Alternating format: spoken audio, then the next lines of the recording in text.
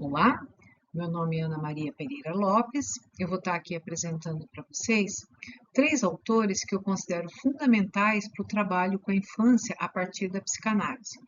E aqui pensando no trabalho com a infância na perspectiva da clínica, ou seja, no atendimento a algum tipo de sofrimento ou dificuldade de desenvolvimento dessa criança. Mas eu penso que esse conhecimento aqui, ele também é fundamental para a atividade educativa de crianças, para se pensar no trabalho educativo com as crianças, mas também no trabalho de cuidado, da maternagem, né, do exercício da função parental, paterna e materna de crianças. Quem são esses autores? Né? Melanie Klein, que está aqui abaixo à esquerda, o Donald Winnicott, que está acima à esquerda, e à direita, abaixo, a Françoise Doutor. Vamos lá.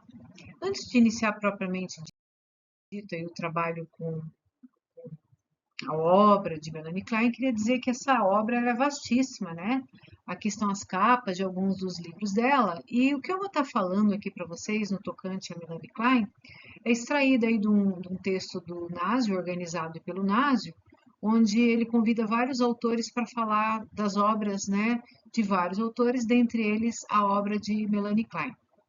E também o que eu vou estar falando aqui para vocês é extraído em alguma medida da obra fundamental aí para divulgação, iniciação aos estudos da Melanie Klein, que é a obra da Hannah Siegel, Introdução à Obra de Melanie Klein. A Melanie Klein, ela tem como contribuição fundamental a ideia de ela ter conseguido entrar no que seja o conceito de angústia da criança, né? Freud desenhava e falava na noção de angústia, enfim, e ela conseguiu lançar o olhar para a angústia da infância. Aqui a gente tem três imagens, né, de crianças que a gente poderia dizer, né, a princípio angustiadas, né? A gente tem um menino sentado num balanço que não balança, com os pés de um jeito que torna o balanço impossível de brincar, de balançar. Um outro menino talvez deitado aí sobre uma cama, olhando com o olhar perdido, olhando para nada. E uma menina que está abraçada a um tecido, a um cobertorzinho, com o olhar triste, quase que chorando, olhando para baixo. A gente poderia dizer delas crianças angustiadas, porque são crianças que talvez não estejam exercendo o seu desenvolvimento. É claro que uma criança, em algum momento do seu dia, ser colocada, ser vista assim, não é exatamente um problema, mas uma criança que se mantém nessas posições diante desse momento de desenvolvimento riquíssimo que é a infância, a gente pode dizer que isso aconteceria diante da existência e da experimentação de alguma angústia. E eis aí a grande contribuição da Melanie Klein. Ela consegue identificar que as crianças já experimentam esse tipo de condição, coisa que era muito rara de se pensar das crianças à época da Melanie Klein, né? Na época era muito fácil pensar que as crianças elas eram ineducáveis e não que elas sofreriam tal qual um adulto sofre.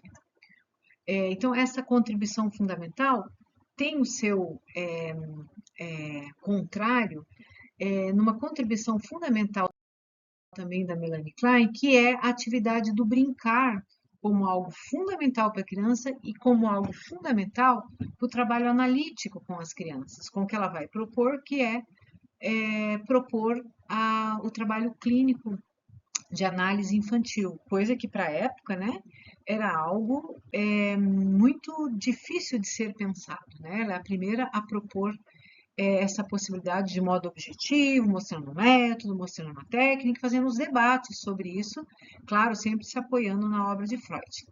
Nessas imagens, a gente tem, então, as crianças brincando, né? Diferente das imagens anteriores, a gente tem uma primeira menina com os legos grandões, sorrindo, coloridos. Olha as mãos desta menina, como das outras crianças, todas em uso, né? As crianças estão ali naquilo que é do fazer, né? Da ação. À direita em cima, a gente tem uma menina pintando umas aquarelas, enfim, totalmente focada no que está fazendo. Abaixo dela, uma outra menina encenando uma roupa de zorro, enfim, assumindo um papel ali, ou seja, brincando. E ao meio, mais uma criança brincando, só que ele é um bebê, né? ele está ali mordendo, chupando um dedo da pessoa que cuida, se for a mãe que ele está fazendo isso, ele está incorporando, ele está brincando, ele está sentindo, ele está experimentando, também está brincando, portanto, todos estão se desenvolvendo. É isso que é esperado para as crianças, né? O desenvolvimento delas. Então, a Melanie Klein, ela vai ter essa grande contribuição que eu expresso aqui através dessas figuras. Eu acho que as figuras das crianças ajudam a gente a pensar muito essa contribuição dela. Seguindo mais um pouquinho, duas sugestões de vídeos que vale a pena assistir, que vão também ajudar a gente a colorir, né? Isso que esses autores, e nesse momento a Melanie Klein nos traz, que é a ideia da importância do começo da vida, né? Existem até autores que falam da importância dos 1000 primeiros dias de vida de um bebê ser algo sobre os quais quem cuida, os pais deveriam se debruçar para os cuidados desse bebê, porque ali estão todas as construções, os tijolinhos para a vida vindoura, né? Esse primeiro vídeo chamado Começo da Vida, ele vai mostrar várias cenas, né, da importância de situações do começo da vida das crianças, dos bebês, e ajuda então a mostrar assim a ideia de que nós humanos, na perspectiva da psicanálise, temos uma dimensão inconsciente que ela vai se formar ali muito fortemente, ter os seus apoios no começo da vida, e, esse começo da vida, ele se dá através de um psiquismo infantil da criança que vai estar presente no adulto. E os filmes mostram isso muito bem, né? O outro filme, Lion, um filme muito bacana, a história de um, não dando tanto spoiler, mas a história de um menino que ele vai se perder e ser criado por uma outra família. E ao final a gente vai vendo quão os primeiros anos de vida dele, apesar da pobreza, ter possibilitado a eles um tipo de vínculo que foi fundamental para o que ele faz lá na frente, né? São dois filmes que mostram isso de um modo muito interessante. E o Lion, em especial, vai ver que ele teve um irmão que teve condições bem diferentes da dele, que não conseguiu o que ele conseguiu, né? Então, a obra de Melanie Klein, ela nos dá sensibilidade para a gente poder pensar esse começo da vida. A Klein, né? Quem era a Klein, né? Falando um pouquinho dela, nessas obras, então, vão ser possíveis ser encontrados elementos que falam sobre essa biografia dela, mas tem uma biografia bastante grande da Klein que vale a pena acessar. Ela nasceu em 1882 em Viena e ela foi se encontrar com a psicanálise através do acesso do texto à interpretação dos sonhos, que é de 1901, mas que ela leu em 1914, e ela procurava, né, nesse texto, respostas às questões que ela tinha sobre ela, sobre suas conflitivas, e a partir da leitura, ela entendeu que ela precisaria se submeter a um tratamento analítico e vai procurar por Sandor Ferencz, que vai ser um grande influenciador na sua obra e que já era um estudioso bastante forte sobre o mundo infantil, escrevia sobre a pedagogia, enfim. A Klein, ela teve uma construção bem interessante dentro da psicanálise, ela sempre se colocou como construtora da psicanálise freudiana, ela nunca propôs uma outra psicanálise. Eu a vejo assim, se a psicanálise fosse um edifício, ela povoou, quebrou paredes, mobiliou, reestruturou, redesenhou o primeiro e o segundo andar e até mesmo o subterrâneo desse prédio, né? A gente sabe que todos os prédios têm subterrâneos, né? Por quê? Porque ela pensou muito no desenvolvimento infantil. E no seu processo analítico, Ferencz foi quem chamou atenção para a capacidade da Klein em compreender as crianças, né?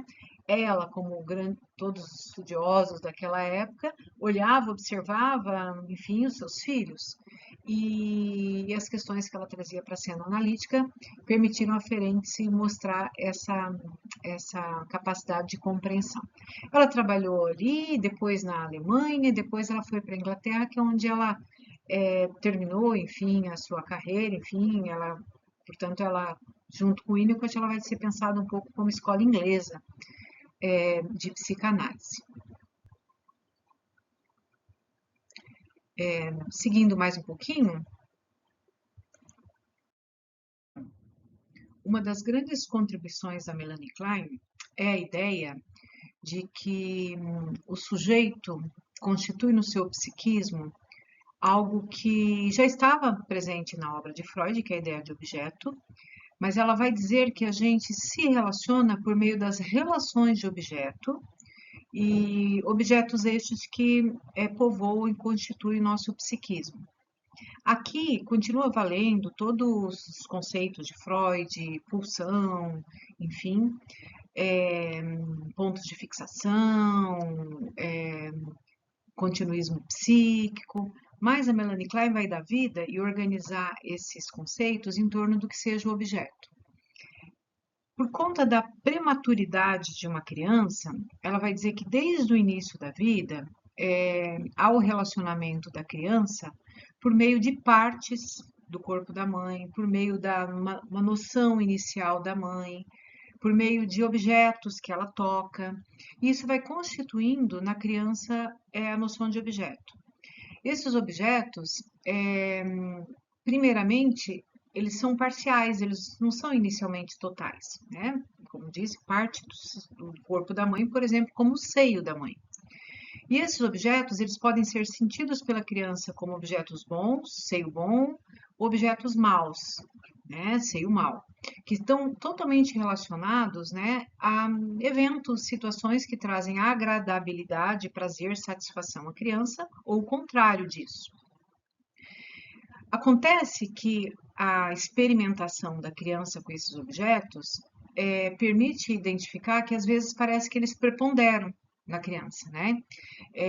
Parece que há na criança, às vezes, uma separação deles, uma certa autonomia de um perante o outro.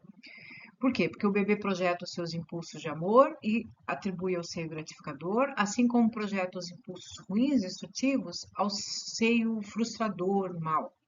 Por que isso aqui é importante? Porque é nesse percurso que a criança vai constituir um objeto, né? Esse objeto, ele vai ser o protótipo, vamos dizer, das relações que a gente vai ter, com os vínculos que a gente vai ter ao longo da vida. E é importante essa noção de objeto, porque é por ele que a gente procurará numa clínica de inspiração kleiniana, né? Como se constitui o objeto para essa pessoa. Aí isso a partir da história dela, de como contam a história dela, de como ela também nos provoca na transferência. E a Hannah Siegel vai então dar esse apanhado desse conceito kleiniano, que ele é muito operacional para a clínica, para a avaliação clínica, enfim.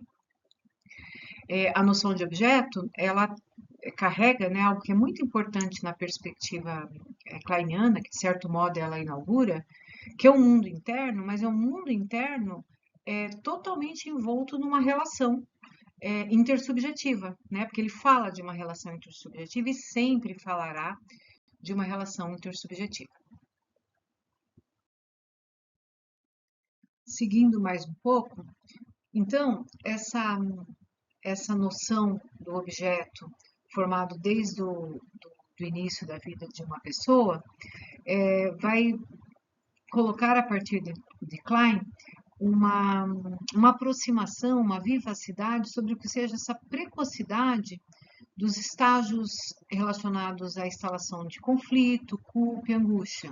Por quê? Porque a Melanie Klein vai dizer que a vivência de dois objetos, bons e maus, enfim, e que o mal cinde do bom, e que a criança, ao viver o mal, pode achar que está atacando o objeto bom, que é aquele que gratifica, que atende, enfim, já desde muito cedo traz a ideia de conflito, culpa e, portanto, angústia. Lembra lá no início, quando eu falei que a Melanie Klein é aquela que instala a ideia de compreensão da criança sofrer porque a criança se angustia, coisa que para a época não era possível de ser reconhecido, ela faz isso.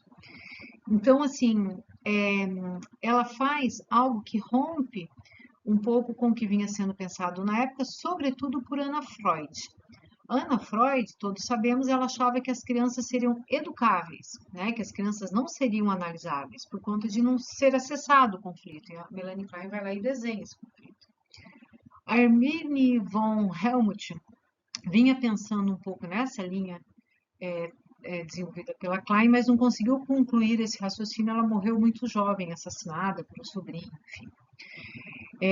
Então, essa ideia da Melanie Klein, ela se dá é, a partir disso, né, de que o corpo da mãe é vivenciado pela criança como pivô fantasístico de todos os processos psicossexuais da criança, né?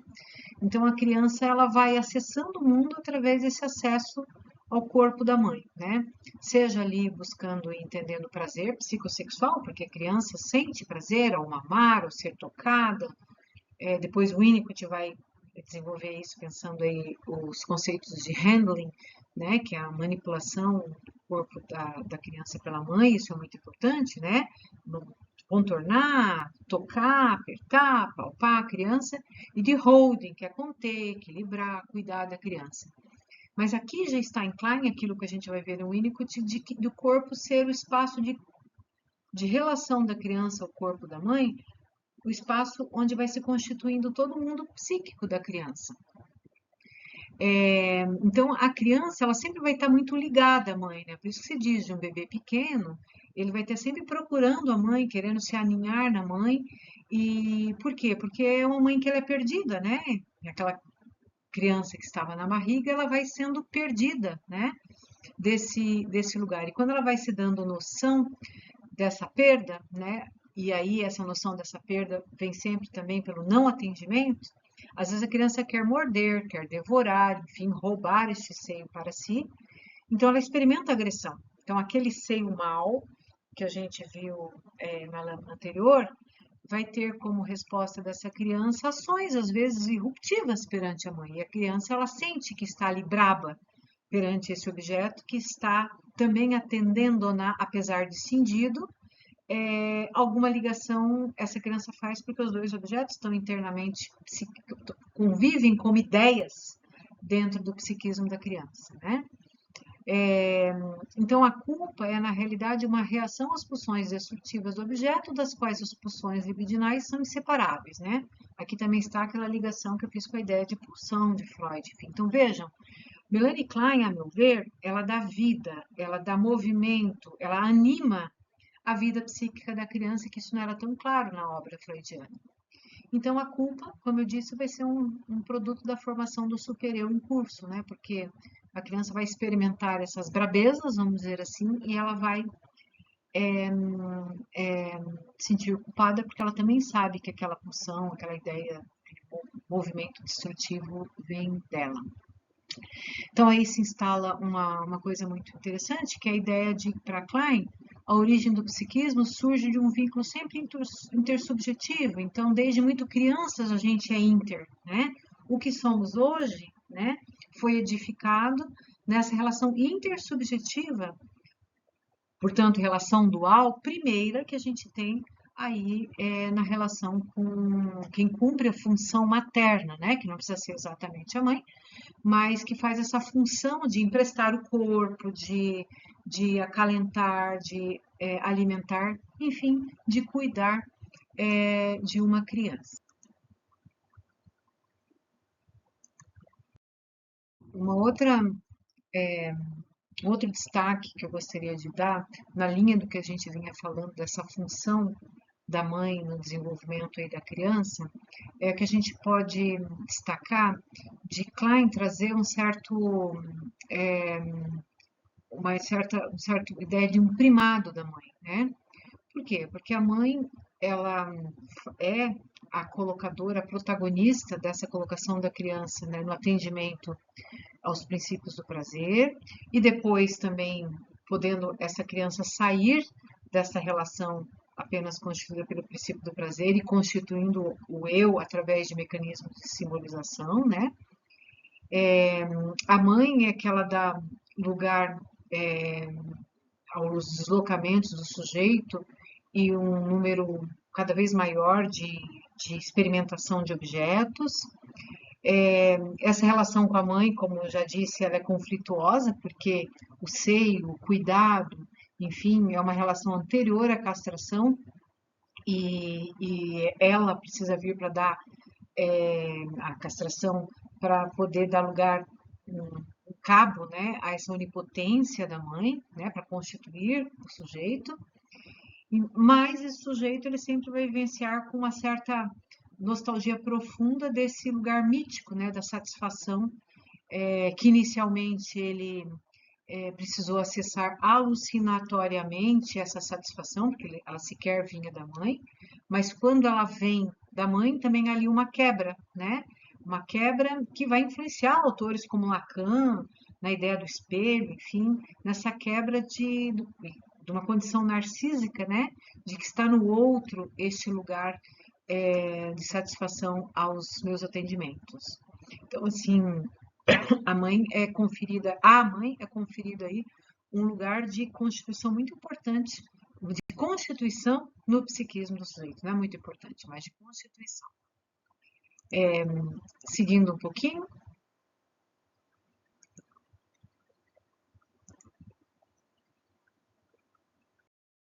então, toda essa contribuição da Melanie Klein que eu destaquei até agora, ela vai falar então de, na clínica, as dificuldades que um paciente apresenta, eles serem advindos, eles poderem ser identificados nesse processo de constituição de um objeto com o qual essa pessoa, enfim, se relaciona, advindo da constituição desse psiquismo de caráter inconsciente, das dinâmicas funcionais do sujeito, da sua história de desenvolvimento e de cuidado.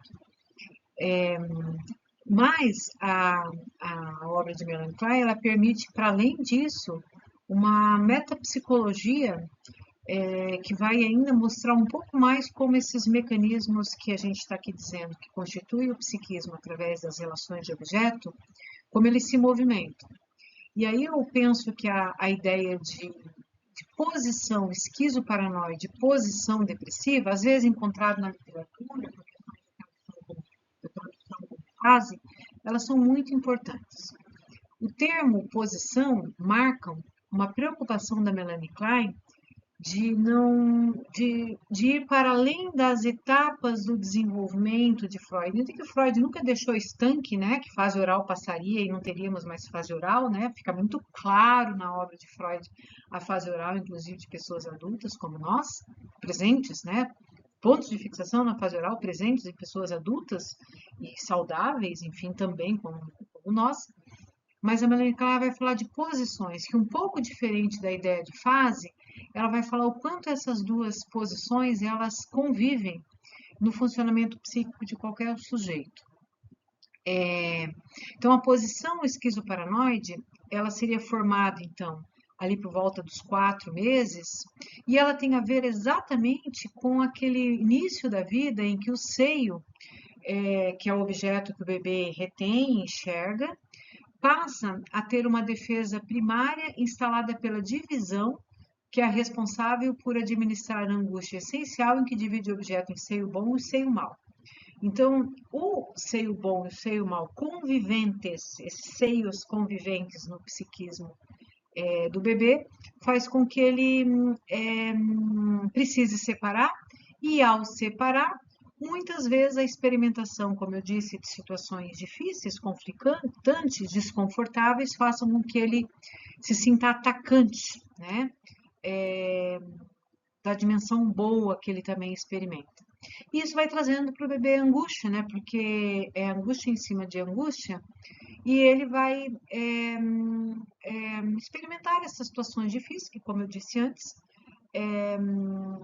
eles precisarão de um desenvolvimento a mais para que essa criança vá percebendo a, a perda dessa noção de que ela é tudo, ela é o bom, ela é o seio mau, e vá passando aí ao que seria uma posição depressiva que vai acontecer ali no segundo ano, quando para de preponderar a posição esquizoparanoide. Então, a posição depressiva, da sequência à posição esquizoparanoide, e ela vai acontecer um tanto depois, começa a acontecer um tanto depois, mas se conclui como possível de acontecer inteiramente, então são coisas que acontecem justapostas por volta dos 2 anos. Então, o bebê, ele começa ali por volta dos 6 meses a se ver numa posição tal em relação à sua mãe, que aprende pela primeira vez como uma totalidade, como objeto completo, não mais por partes, seio, mão, rosto, mas existe alguém ali que vai se formando para essa criança. Então, isso tem uma certa lamentação pela criança, porque ela vê que tem o outro, ela deixa de experimentar ela como centro, né? De certo modo, ela perde, vai perdendo a sua realeza, né? Então, ela tende a não atacar mais tanto, ela começa a proteger o objeto. Como é que aparece isso? Através de um sorriso da criança, uma reação, um procurar da mãe pela criança. Então, aqui a gente pode ver que a ideia de posição depressiva, ela na verdade é um grande ganho para a criança, né? Porque ela perde aquele lugar onde ela é tudo, ela é o ser bom, ela é o ser mal, mas ela começa a ver uma relação dual acontecendo. A mãe está fora dela, né? A angústia é possível, pois o objeto de amor é o mesmo que o objeto de ódio. Essas duas coisas podem se justapor. O que é bacana na Melanie Klein é que essas coisas elas acontecem juntas, né? Como eu acho que não poderia deixar de ser, né? O psiquismo ele é algo, a ideia de continuismo psíquico colocado por Freud fica muito visível e animado aqui pela Klein. Mas essa angústia tem a ver um pouco com medo da perda do objeto, o desejo de recuperá-lo e que também tem um efeito depressivo. Mas ela vai entendendo como uma totalidade. As depressões infantis, a posição depressiva que infantil, né, talvez muito com difíceis dificuldade de vivenciamento, enfim, de experimentação, pode ter relações com depressões de adulto, como por exemplo o hospitalismo, uma criança que adoece, enfim, isso pode trazer marcas na vivência aí das posições depressivas. Essa criança pode ter ali também, né, dentro dessas marcas, a presença de defesas maníacas, no sentido de ficar buscando e buscando e buscando essa mãe, porque ela não consegue experimentar aí a perda dela. E agora aqui uma coisa bem importante é que é isso que eu falei, né? De que a criança, ao vivenciar essa perda, porque ela dela, mesmo como sendo porque ela vê a mãe fora dela, faz com que ela busque, aqui ela aprenda a reparação, né? Aprenda a sorrir, aprenda a chamar a atenção, enfim, porque ela está iniciando a vivência da visão de outro, né? Então, assim, a reparação talvez seja a defesa mais importante, uma das primeiras que a criança vai é, aprender no sentido dela se constituir vendo o outro, né? Se a gente fosse falar da defesa mais presente aí nas experimentações paranoides, seria a projeção, né? A criança entender que está fora dela e colocar no outro as hostilidades dela, enfim, mas no fora que ainda é um tanto dentro, né? E destacando a partir do conceito de posição paranoide e posição depressiva, mais alguns conceitos importantes que constituem a metapsicologia kleiniana. A gente já vem constituindo ele aqui, que é a ideia de superego precoce, que é essa culpa que a criança vai experimentando, né? E esse superego, inicialmente, ele vai se formar não pelo ódio a uma rivalidade a um terceiro, mas pela culpa, o ataque à própria relação dual que está começando a se constituir e que depois vai ter efeitos no desenlace edípico, né, como não poderia deixar de ser. Então há uma precocidade do superior que se liga muito depressa à constituição do superior edipiano, né, aí nos dizeres dos autores. Também é possível, e a Melanie Klein desenha aí o que seria o mecanismo da inveja, né, que seria a pulsão presente desde o começo da vida, dirigida ao seio da mãe, porque quando ele descobre que o seio não é ele, há aí uma designação de que o outro tem o que eu não tenho, né, que seria assim a dimensão mais primitiva da inveja, né? Então, ele não suporta as capacidades alheias quando há um desejo de possuir tais qualidades para não depender. Ao mesmo tempo que ele descobre que ele depende, ele descobre que é o outro que tem. Então, essas duas coisas juntas faz com que a inveja seja experimentada. Aqui a gente poderia dizer assim que os mecanismos precoces são a dissociação, a onipotência, a negação, né? Muitas vezes a criança não querer ver, né? Aí o que o outro tem, né? E que ele não tem. Agora, se por um outro lado essa criança conseguir ter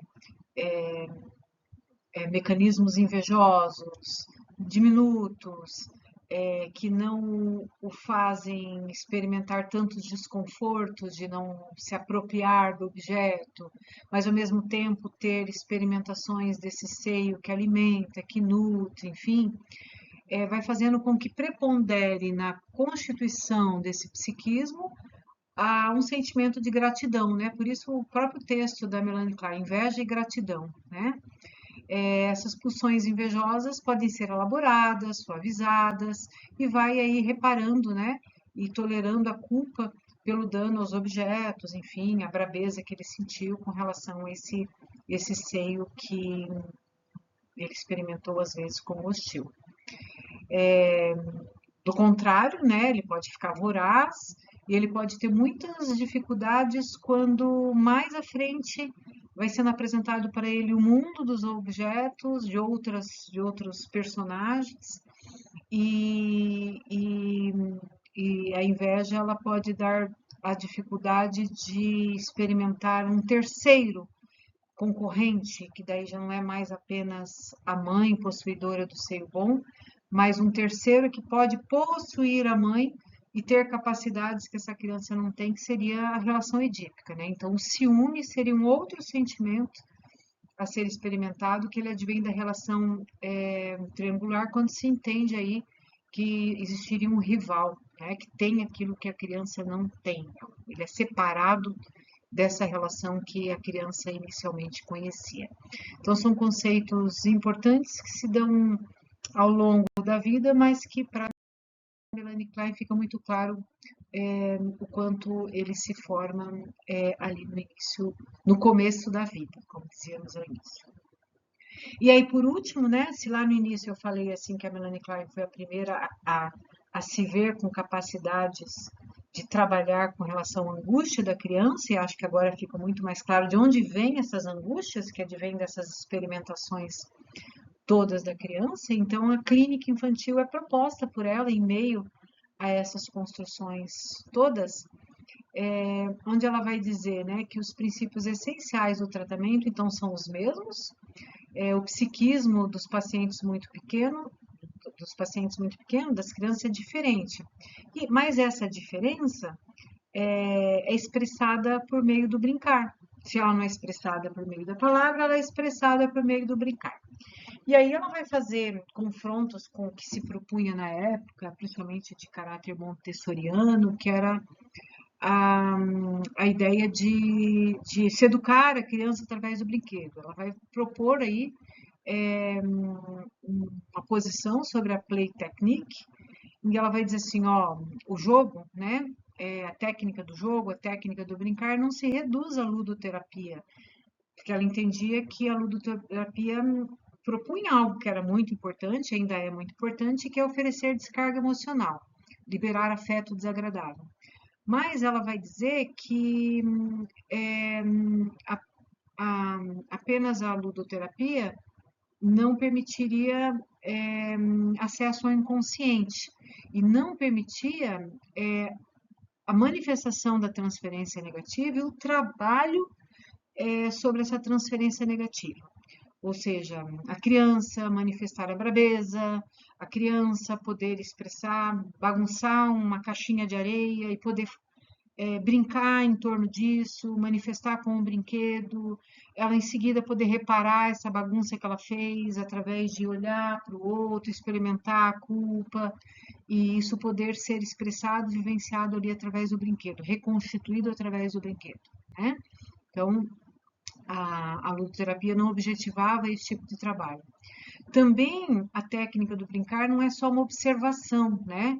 Mas um encadeamento, uma comunicação que objetiva aí a transferência, ou seja, a criança poder fazer o clínico experimentar a brabeza que ela sente, ele consentir que a criança extravase isso para ele sem se sentir culpada com relação a isso ou comunicar a sua culpa, essa ideia de culpa poder ser entendida e de algum modo comunicada para o terapeuta que está ali, atende, entende, mas não se mostra destruído e nem reagente a essa culpa da criança. Então, o espaço de vivências de mecanismos muito primitivos, infantis e inconscientes.